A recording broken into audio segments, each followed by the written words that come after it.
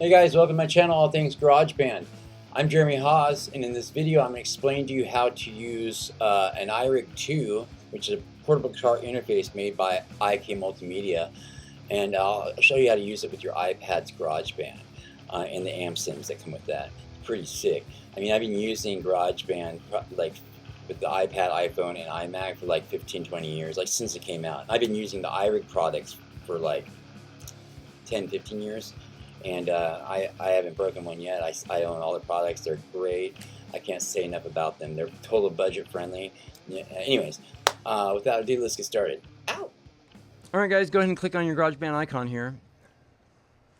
All right, don't worry about that. All right, so we're gonna first start off over here with that guitar plug icon. Go ahead and click on that. All right, so this is your, let me click this on. This is your input level for your guitar or whatever you're using at the time. And you know, input levels like when you strum your guitar, it's gonna look different on mine than yours because I got a bunch of other programs going on to record this video. So just know it'll react to yours like I'm telling you it will, not like you're seeing on mine. Like this, like when you plug in your guitar and you strum, it's gonna go way up in the yellows or reds. Hey, yeah. Wait, hold on. Okay, see what I'm saying? Fuck me. All right, guys, so here's the front page. We're going to first start off with, over here on the left, go and click on that icon right there, the guitar plug and cable. And here's your, this is your input level, okay? And for your guitar, whatever you're using. And so you don't, turn it up or down to go in the reds or take it out of the reds and keep it, whatever. It's going to look different on mine when I'm talking because it's picking up everything because I'm actually recording using a different program to record the video for this in the screen record. So it's going to look a little different on mine, react a little different than it will on yours, and that's okay. Just understand that. So, but it's just really easier if you're trying to lay down a track real quick and not forget something to just go ahead and hit this automatic, and it will do it for you. It'll keep it right in the middle for you.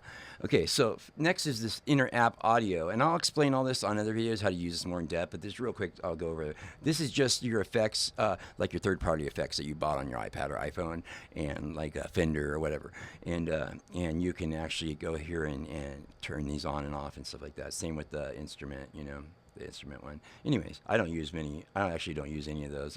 They're just GarageBand's the plugins that come with the GarageBand's iPad, iPhone, and the iMac are unbelievably awesome. And they've got a gazillion of them, so don't worry about, you don't have to really worry unless you like a certain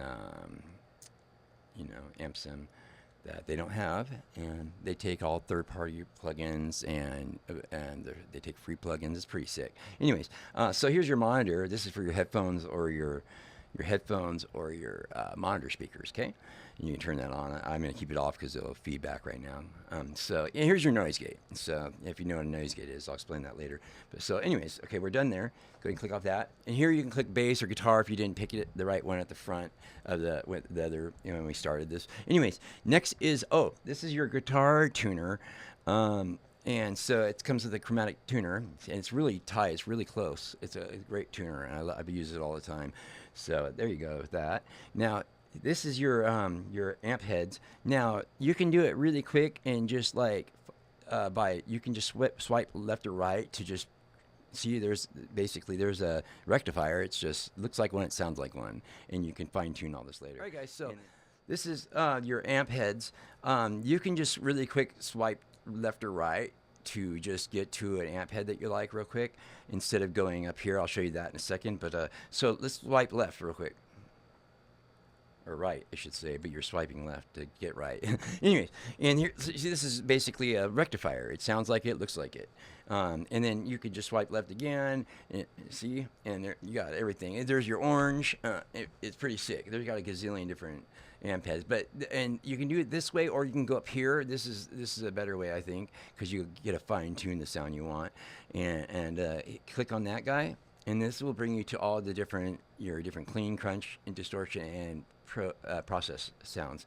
Now you can go through and pick something you really enjoy. Like I enjoy using modern metal here. And of course, and so it'll pick the amp that's close to, and then you can fine tune it here. And then next, we're going to go up here and we are going to click on the stomp boxes. And there you go. There's your stomp boxes. Now, it's already got a high drive, treble boost, all this stuff. And it's got a vintage drive too. And they also, you can just click on this, or you can get rid of them by just swiping them up like this. It's going to change the sound too, because that was the sound it came with that. They put different pedals to different amp heads to get this modern metal sound or different sounds. So click on this, and you have all these to choose from. And you can actually buy and order more stomp boxes if you want, I believe. You just got to purchase the extra stuff on GarageBand. I believe they have that on this. If not, you just upgrade to Logic Pro. They work together. Logic Pro is sick. It's one of my favorite recording DAWs ever, and they are part of the same program. It's just GarageBand does everything you need. It's one of my favorite recording DAWs. And but if you need like those extra gazillion tracks and extra gazillion plugins, then you can upgrade to Logic Pro, which is pretty cool. But yeah, like here's your wah. I love this thing, man. Yeah, pretty sick. Anyways, so there you go. And let's go back here. All right, cool. So basically, I just showed you how to use an AmpSim.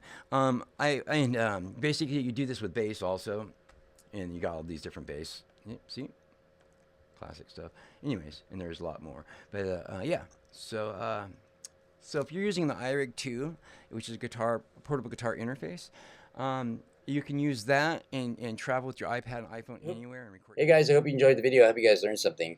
If you want to learn more about the GarageBand and like how to use it with your iPad, iPhone, or iMac, check out my channel, All Things GarageBand. If you want to learn more about like the iRig products or anything to do with music, that's performing, recording, publishing it, getting paid for it, copywriting, all that stuff, check out my other channel, All Things Music 77X. If you like any of the music here throughout the videos, check out my music channel at Jeremy Haws. That's Haws. And most of the products you see here, I've got off Amazon for a really good price, and except for like some of the guitars and the 6505 plus 112 combo amp by PV. I got that off eBay, but I got it for a used price, but basically brand new. It's called Open Box. Check them out. And I'll leave a link at the bottom for the iRig products, so you can just, for Amazon. Yeah, or the iPad and iPhone. No, I'll just leave a link. I'll leave a link at the bottom. I'll leave a link at the bottom for the iRig products for Amazon. Okay, so don't do anything I wouldn't do. I'll see you guys on the flip side. That leaves it wide open. Woohoo! See you guys.